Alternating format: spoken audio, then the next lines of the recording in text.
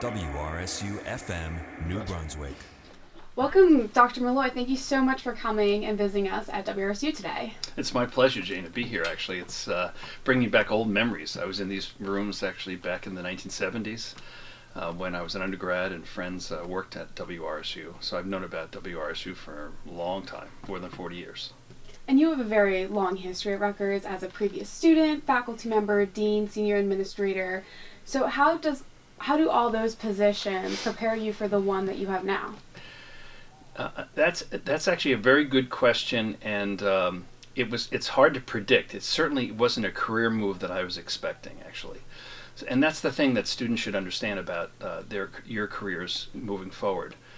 You know, I came here, I'm from New Jersey. I grew up in Livingston, New Jersey.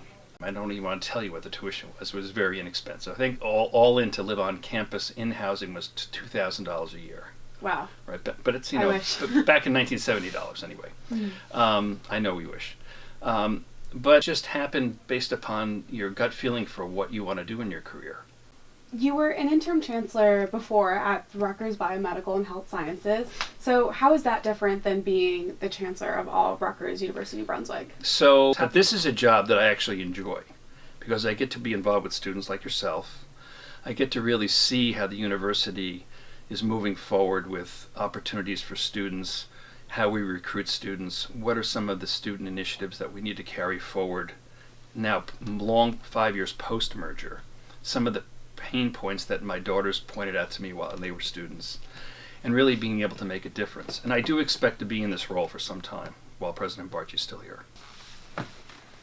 So last semester, former Chancellor Debadetta, he went on Reddit to answer students' questions. How do you plan to have an open dialogue with students? Well, I've considered Reddit, and that might be a good venue, but I plan to actually be more on the ground in New Brunswick, going to RUSA meetings, doing various things that Student Affairs suggests for me. I'm pretty open-minded about how we do this. I remember when I was a freshman at Rutgers, then President Blaustein, that name's pretty famous around here now, but he was actually the young president from Bennington College who was just in his first year as president back in the 70s. He would walk into Brower Commons by himself and just sit down at a table and start talking to students. I may well do things like that, actually. Mm-hmm. And go to different student meetings. I'm not interested in staying in my office all the time and just being a recluse. I am kind of an outgoing person in that regard. I will go to student functions and communicate. I do have a Twitter, and I actually use it myself. Although I don't do it. I'm not doing it constantly like our president, for example, of the United States. This university is not about company, engagement per se. It's about you guys, the students, and the opportunities that we can provide for you. You are the customer. We need to satisfy the customers. We need to really develop talent that's going to take over this country when I'm retired, and that won't be that many more years for me. So I'm really excited about the opportunity to make an impact on that. You were named Chancellor in July, and now we're 2 months into the school year. What are some challenges you've faced so far? Well, a lot of the challenges are managing the budget and looking at the organization that I've inherited. The educational opportunities are very good. There are some things that we need to work on, though. I don't think Rutgers is really come up to speed on online course offerings. So being able to offer programs or courses online in a much more cohesive way is something we have to work on. Another big challenge I have, of course, is keeping tuitions as low as possible. And that said, though, balancing the budget and making sure that we have enough money to do everything we want to do. There are certain programs that we want to grow in areas like engineering and computer science that require some funding.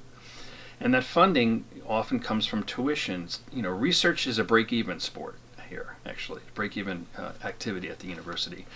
The way we get revenue is really having tuition and having efficiencies in our administration. So I'm trying to manage where people retire, repurposing some of those jobs to allow us to do certain things that we weren't able to do before.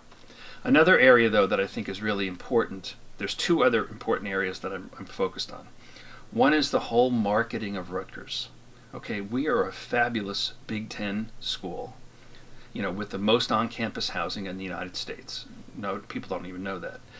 Fantastic campus, unbelievably good students, And we're kind of a bit of a secret around the country, and we need to have better marketing so we can attract the best and brightest students from New Jersey and from outside of New Jersey to come here, because it's really important for our state.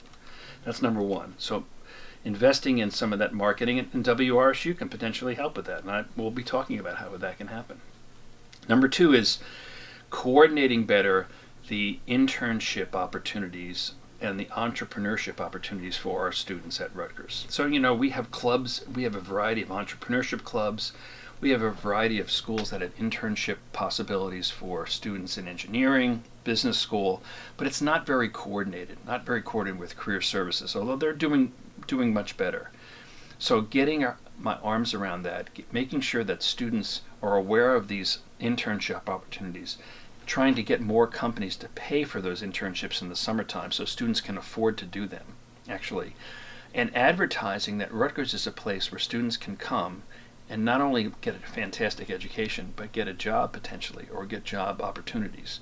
Because we're in a high-density state, with all kinds of companies around here, and there's a real opportunity for us to talk about that, to give our students more opportunity, and it hasn't been done in a very coordinated way.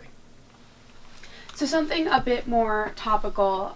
This morning you sent out an email about the shooting in Pittsburgh, and you ended the email about working on a better nation begins right here on the banks. Could you talk about that a little? Yeah. It's this vitriolic hate that we hear about and read about individuals going off the deep end and committing these crimes is just not acceptable. And what we have at this university, besides the fact that we have fabulous students, we have amazing diversity that reflects the state of New Jersey and the country, quite frankly, certainly in the Northeast. And the ability to have dialogue and have students, of all different races and nationalities mixed together, and learn to learn together and learn to live together.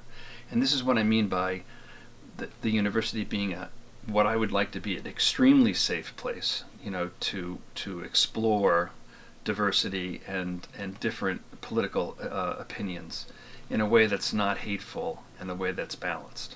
And that's really kind of what I meant, and I think that's the way we want to be and need to be. And I think we have an opportunity in this state, and I think other states are more challenged in that regard. Other states with different cultures, and less diversity are really much more challenged. Rutgers is a great place. I mean, it's a place of access and opportunity. It's a place that launched me from a relatively nerdy high school career into some really outstanding job opportunities, personal relationships, seeing the world. And and the students that come here can have it all. I mean, I would just say to students to take every opportunity to try anything that interests you here. It's a little too easy to sort of stay in your dorm room sometimes and hang out with your friends until midnight. You should also try to explore, besides going to your classes and taking advantage of the fabulous professors we have here. Find the things you like. It's totally okay to change majors, although, obviously you don't want to spend 6 or 8 years and have to pay tuition for that long to be here. Find the things you like. Don't worry about your undergrad degree. If, it's just something that you want to be passionate about, and things will work out, actually.